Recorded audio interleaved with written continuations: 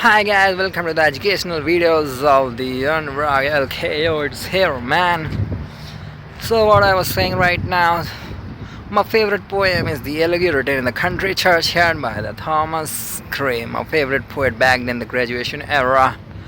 When I first when I first read this poem and get in deep and explained by a professor, I soon get interested by his content.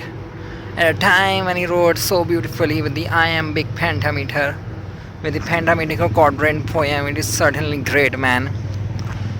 You will be certainly expecting much of this fresh playlist that has been started, but it is in reference with the connected to my true love. So right now I need to show what's the skill as an artist that way. As the main channel, I'm now heading for it. So it's my first poem. I am also a poet too. Well, you will get to know later, man, for that.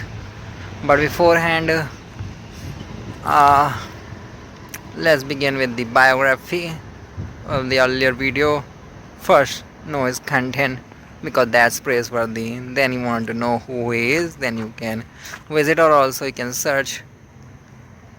सो शुरू करते हैं इस video को ताकि आप जान पाएँ ये थॉमस ग्रे कौन है। वो अगली वीडियो में आपको पता चलेगा। तो फिलहाल इस पोएम के मैं एक्सप्लेनेशन शॉर्ट में दूंगा। पहले मैं रीड करूंगा क्योंकि इतनी भी कठिन नहीं है, आप इसे समझ जाएंगे और इतनी भी हार्ड इंग्लिश नहीं है आई गेस। अगर ज़रूरत पड़ती है तो आप उसे रिक्वेस्ट कर सकते हैं कमेंट में। देन इसका एक्सप्लेनेशन वीडियो मैं अपनी ला दूंगा, बट ऑलरेडी इसके बारे में ऑलरेडी नेट पे अपलोडेड है। वेल PDF कंटेंट अवेलेबल है। तो so hopefully readers are now that mature that they can read themselves right now in the night. So I gotta deal with the as I get less time, but I need to end the year. Hopefully the video was about to be deployed on the YouTube channel, but right now I'm getting late. So right now as expected, तो आपको आज ही मिल जाएंगी दोनों video with the professor, the biography. You can check it out if you want, but the main thing is this, the poem over which my own poetry is based. It very much I like, but very much different still. So पहले begin करते हैं बिना किसी देरी के. Let's start with this beautiful poem one by one each line. Read it carefully to emphasize what its real meaning is. So let's start. Elegy. The curfew tolls the knell of a parting day. The lowling herd winds slowly over the lay. The ploughman homeward plunges his weary way and leaves the world to darkness and to me. Now face the glimmering landscape on the side, and all the air a solemn stillness holds, save where the beater's wheels his droning flight, and drowsy tinkling lull the distance flows, save that from yonder ivory mantled tower the mopping hour dust and the moon complain of such as wandering near her secret bower, molest her ancient solitude reign beneath those rugged elms that euphory shades, where heaven's the turf in many a mouldering heap, each in his narrow cell forever laid the rude forefathers of the hamlet's sleep. The breezy call of the incense-breathing morn, the swallow twittering from the straw-built shed, the cock's shrill clarion or the echoing horn, no more shall rouse them from the lowly bed. For them no more the blazing hearth shall burn, or busy housewife ply have evening care, nor children run to list their sire's return, or climb his knees the envied kiss to share. Of did the harvest to their sickle yield, their furrow of the stubborn glebe has broke, how jocund did they drive their team afield, how bowed the woods beneath their sturdy stroke.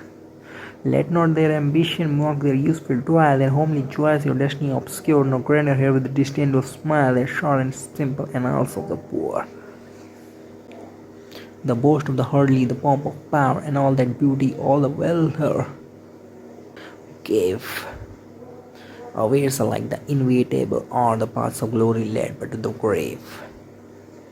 Nor you yet proud impute to these the walls, if memories of the time and trophies raise, where through the long grown asle and fretted wall the pealing anthem swells the note of praise. Can stories earn or animated burst back to its mansion call the fleeting breath? Can honor's voice provoke the silent durst, or flattery soothe the dull cold air of the death? Perhaps in this neglected spot is laid some heart once pregnant with celestial fire. Hence that the raw empire might have swayed or waked to ecstasy the living lyre. But knowledge to their eyes are ample page, rich with the spoils of time that never unroll, chill penury, repress the noble rage, and force the genial current of the soul. Full many a gem of purest ray serene, the dark and phantom caves of ocean bare, full many a flowers born to bless unseen, and waste his sweetness on the desert air. Some village heaven that with dauntless breast the little tyrant of his spirit withstood. Some muting glorious Milton here may rest, some Cromwell guiltiness of his country's blood. Applause of listening cynics to command the threads of pains and rain to despise, to scatter plenty over a smiling land and read their history in nation's eyes. Their Lord forbid no circumscribed alone their growing virtues, but their crimes confined forbade to wade through slaughter to a throne and shut the gates of mercy on mankind. The struggling pangs of conscience tried to hide, to quench the blushes of indigenous flame, or heap the shrine of luxury and pride with incense kindled in the muse's flame. Far from the mating crowds in noble strife, their sober visions never learned to stray along the cool sequestered vale of life. They kept the noiseless tenor of their way. Yet even these bones from inside to protect some frail memory still erected high, with uncut rhymes and shapeless sculpture drag, implore the passing tribute of shy. Their name, their years spelled by the another muse, the place of fame and elegy supply. And many a holy text around she strews, that teach the rustic moralist to die. For who to dumb forgetfulness of prey, displeasing anxious being or resigned, left the warm pretext of the cheerful day, nor cast one longing lingering look behind. On some fond bridge the parting soul relies.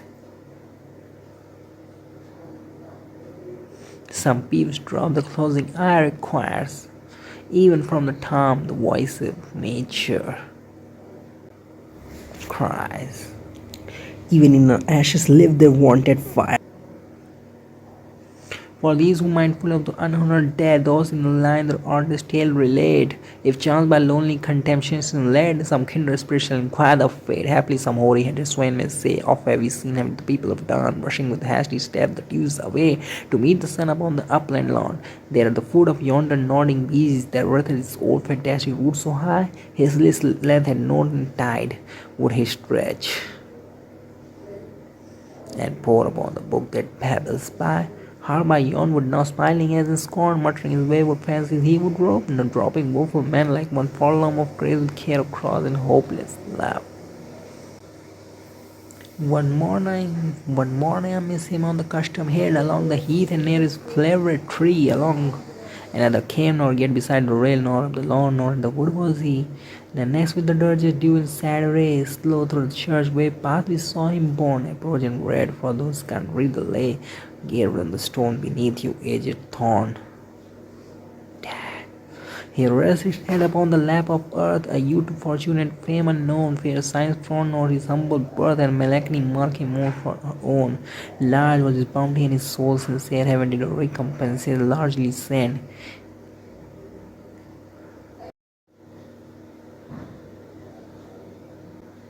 He gave to mercy all he had, here he gave from heaven, no farther seek his merit to disclose or draw his freight is from the dread abode. The bosom is farther than his God.